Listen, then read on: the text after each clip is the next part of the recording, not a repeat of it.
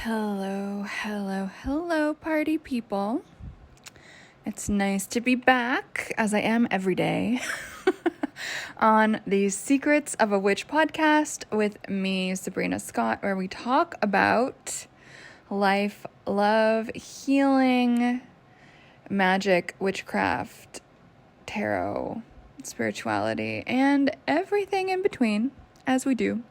Or I guess more accurately, as I do, since I'm not interviewing anyone and it's just like me babbling. Thank you so much for listening. First and foremost, I really, really, really appreciate it. I've gotten so many amazing feedback and reshares and everything. And thank you. Honestly, it means the world to me. If you have not left a review yet or shared this podcast with a friend, please do it. Honestly, it means the world to me. And I am doing this for free with the hopes of helping more people, changing people's lives, uplifting them, helping people learn some shit and feel less alone. And so when this podcast spreads, you are helping me achieve that and helping me help other people. And so thank you in advance. It means a lot. Okay, so this episode, I've got so much to say right now about this topic. And so I'm going to break it up into a few different episodes with a few different slight flavors. But today I want to talk about understanding abuse psychology. And so my disclaimer is I'm not a therapist, I'm not a psychiatrist, I'm not a counselor, I am not accredited in any of those things. My degrees are not in that. I am working on a PhD that does have a very large trauma study component, but I'm not a doctor yet, and I am not a medical doctor, blah, blah, blah, blah, blah, blah, blah, blah, blah. So that's my disclaimer. This is not medical advice. I'm not accredited in any of that shit. I'm speaking as someone who is just sharing my experience, sharing what I've learned, sharing what I have observed after reading way too many books, attending way too many conferences on trauma, and healing from my own wacky experiences throughout my life. So I've learned a thing or two, and I just wanted to share some of that with y'all in the hopes that it can be helpful, because this stuff can often be very difficult to notice, right? Especially if we're not looking for it, especially if we are healing from something really rough that means that our warning signals are kind of broken, or maybe we grew up in a weird situation where our warning signals are kind of broken and we've been working on healing that, and it doesn't happen overnight to heal the wonkiness. And so sometimes we need these reminders, right? These helpful guidelines, guideposts to give us some tools and resources and inspiration to just take that breath and take that extra moment or two of reflection as we are meeting new people or out there dating or considering hiring new coaches or whatever, right? It can be anything. And while abuse often happens in dating, intimate kind of relationships, it can really happen between any people anywhere, right? And one of the most interesting things about abuse psychology between two people is it's very much the same thing, not identical, but there's so much overlap in terms of the psychology of it, at least as far as I can tell, between all these different contexts. So some of the contexts that are on my mind often are the original context of the family between a parent and child, or both parents and a child, etc. We also see it within a dating context, and then we also see it sometimes in a cult context, whether that's a political cult or a spiritual cult or coaching cult or whatever. And I just find it so interesting because a lot of the same stuff is going on psychologically. And so I read this amazing book a while back, and it stays in my mind very, very clearly. I'm pretty sure the book is called Terror, Love, and Brainwashing, and It's by a woman called either Alexandra Stein or Alexandra Stein. I'm really not too sure how to pronounce her last name, but it's a phenomenal book, and it really has informed a lot of my thinking on this stuff. So shout out to her.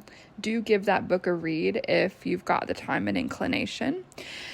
But one of the things that she talks about, and as I've learned from reading all this other shit and like living life and, learning shit, is that one of the most common things in abuse psychology is the presence of both love or the appearance of love, which can look like compliments, gifts, kindness, attentiveness, making a lot of time and energy, for somebody, like it's often a little bit over the top, like very on the outside looks kind of like very, very loving and very kind and very effusive and very like beautiful and cosmic and whatever.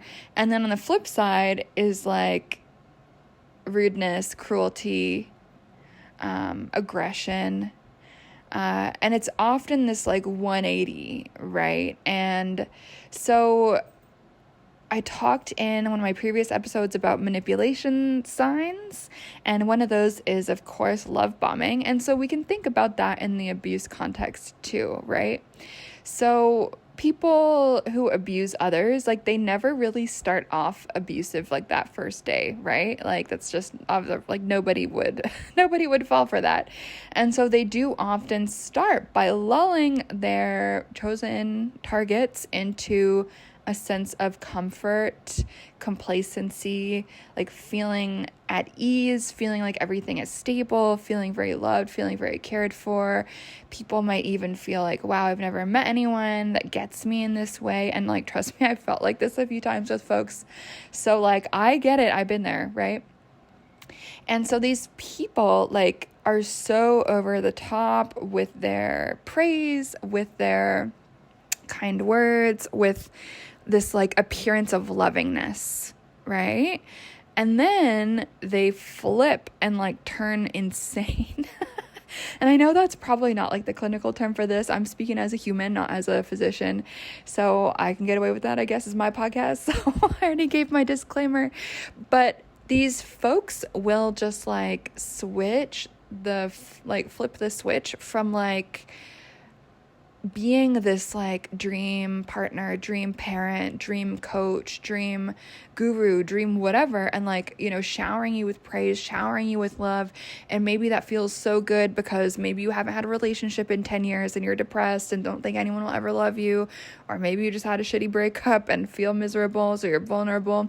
Maybe you had shit with your parents that, you got a little bit of wounding that makes you really attach onto people who give you that affection early on. Like there could be any number of reasons that, or maybe you're just like a normal person with no trauma and you just like feeling good around somebody. Like that's all totally normal, right? And so that's often what happens at the beginning of these things, right? Is there's this like lovey-dovey like vibe, right? No matter, again, like what area of life it is, like whether that is like a romantic relationship or whether it's like spiritual guru or like whatever, right? Like political organizing, that's actually a cult. Like, there's so many different forms this can take, which is why I'm not exactly highlighting one or the other at the moment. And then it switches, right? And so you become moved from being put on this pedestal by this person to being completely devalued, where it's like, you suck, nothing about you is good anymore, you're just a sham, like you are the worst, like you're responsible for every single bad decision this person has made. Like it's completely like the rug gets pulled out from under you. And that can be really scary. It can feel very destabilizing because it's like, oh my God, I just thought this person was ABC and now they're XYZ. Like, what the fuck? Where did that come from? And so if you don't know what's going on, like if you don't have the ability or the skill to take that 5 steps back and be like, okay, let me look at this rationally. Like this person is blowing up at me about something fucking crazy. Like no one in their right mind would blow up about this. I would never treat someone this way. I would never blow up about something so like innocuous. You know what I mean? But a lot of the time that doesn't happen because these targets, like I would say these victims of abuse, if they don't leave immediately, because it does happen pretty early on, I would say, but people get caught in this cycle. So let me explain. So if you have the skill to see this immediately, you run, you bail, you like leave. After that first incidence of like fuckery, as I've described, you leave, you block, you're like, I'm going, like whatever, it's done. You do not give a second chance. It's just over, right? But a lot of the time, folks like, they don't realize that's what's happening. And so they blame themselves, right? Because they're like, oh my God, like this person is so amazing. And oh my God, they treated me like we're so in love and I'm going to marry this person. And wow, no one's ever been so like caring and attentive towards me and made so much time for me. I feel like the center of the world. And now this person who has been so amazing is now turning on me. I must be the person who did something wrong. I must be the problem. I must have caused this. I must be the one that needs to change. I must be the one that's responsible because, you know, this person who was so nice and lovely is now being a psychopath. Like, I must be the problem. And so then these targets, these victims, if they don't know, like if this is, you know, if they don't have those skills to like notice these things in an emotionally sober way, and if they're kind of sucked in, which it can be so easy to get sucked in, then they start to contort themselves into like a little pretzel to try to please this abuser, to make them happy, to make them go back to like the awesome lovey-dovey vibe, you know? And so this exact same cycle that I just talked about, like it often repeats, like, because that lovey-dovey vibe will often continue, like it will reemerge often. That people maybe will apologize. Oh my God, I'm working on myself. I'll never do it again. And then of course, like a month or two later, boom, it happens again. And like the person is psycho and, you know, they rope you back in with whatever. And then it becomes this like repetitive like abuse cycle. You can Google it, like cycle of abuse. Like I can't remember, but it has like 4 different stages to it, I think technically. But that's not really the point. Like in terms of like the number of stages or what the stages are called. My point here is that there is this cycle of like ups and downs, and it becomes literally addictive in the brain.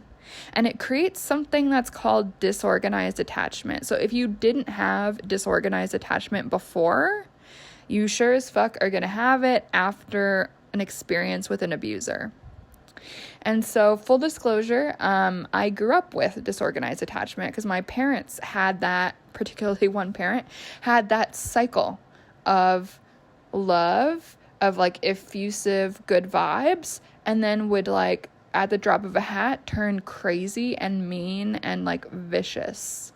And so that confused my little child brain, which makes sense. And I ended up with something called complex post-traumatic stress disorder, which is what you get if you're a prisoner of war. Anyway, I'm like all good now, pretty much. Like obviously it's a lifelong journey, like, but I'm pretty much asymptomatic in terms of PTSD, which I'm very, very thankful for. I have taken like honestly decades to now get what is called earned secure attachment. So based on a lot of fucking internal work, a lot of therapy, a lot of spiritual work, a lot of, you know, fill in the blank. I've done so much work on myself. It's like my full-time job. I've been able to overcome this, but because I've been able to overcome it, it means that I've got this ability to kind of see this stuff. And now I can talk about it and teach about it from that lived experience perspective.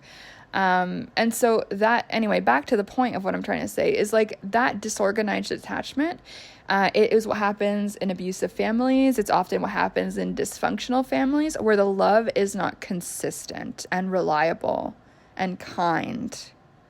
Disorganized attachment often happens when things are like fucked up. It's like unpredictable, and that creates addiction, basically a psychological addiction. And so I could like cite 20 million things about this. If you're interested in this topic, honestly, just Google it. I'm sure it would be really easy for you to find some like cool resources about this, but it's very, very interesting, right? So like oftentimes people talk about secure attachment, avoidant and anxious. So all of those are the organized attachment styles, and then disorganized is like off in a corner by itself. Sorry, my cat keeps jumping on me, and I'm like, Choya, I'm busy. So if you hear weird noises, that is the cat trying to jump on me. So anyway, this is really, really important, because no matter what your attachment style is from your family, if you are in a situation like, a political cult, or you're dating someone that behaves this way, and you're like trying to contort yourself into it, and you don't really realize what's happening to you psychologically, it is so easy to get sucked into that, and then your brain is going to get fucked. Can you get out of that? Absolutely. But that is why I think it's like takes 7 tries to get out of an abusive relationship on average. And this psychological mechanism is why, right? I can't remember who it was. I probably should have looked this up before I recorded this episode, but there is someone somewhere, I think the guy was out of BC in Canada, he does addictions research, forget his name, I'm sure you can find it, but he did a very famous study on rats, and basically it was like to understand addiction basically, and like the TLDR, like short version of the study from what I can remember, is that if the rats were given like something intermittently, like they couldn't predict if they like approached the thing, if there would be like water or food or like a sweet whatever or not, like they would become so much more compulsively attached to that. If they knew that like it was going to be like a particular time and there was a regularity to it, they didn't give a fuck. Like their behavior was normal, their psychology was normal, everything was normal.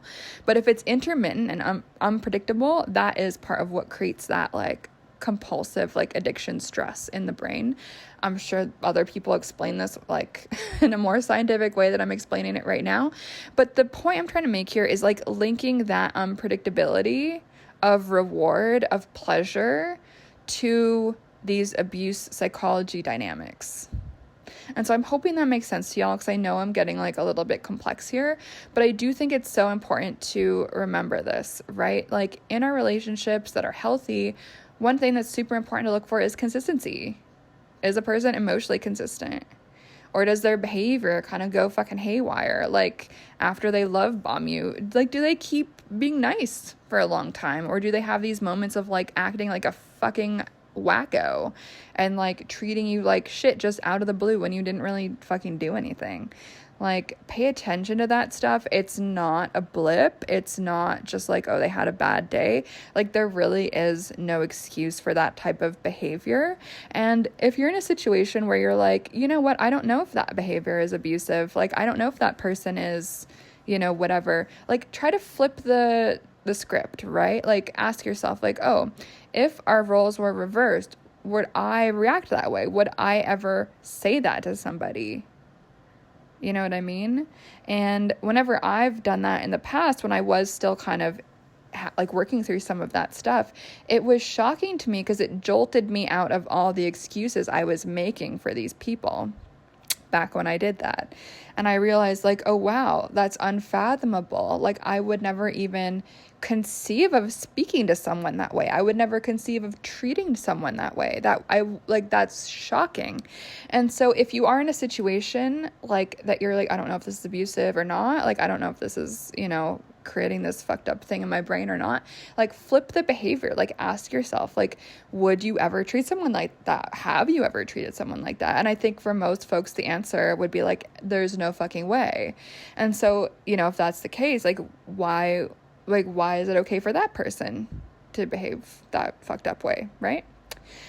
So I hope that makes sense, my friends. But I do feel like it's something that's so important to speak on and understand collectively,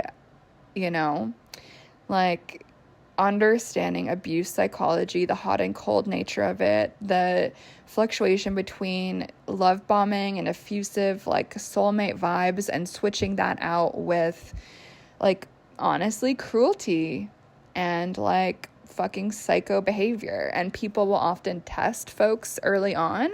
And if you can be like, swayed, if you can be manipulated, if you can have your boundaries trampled on, then folks will just go and see how much further they can push you.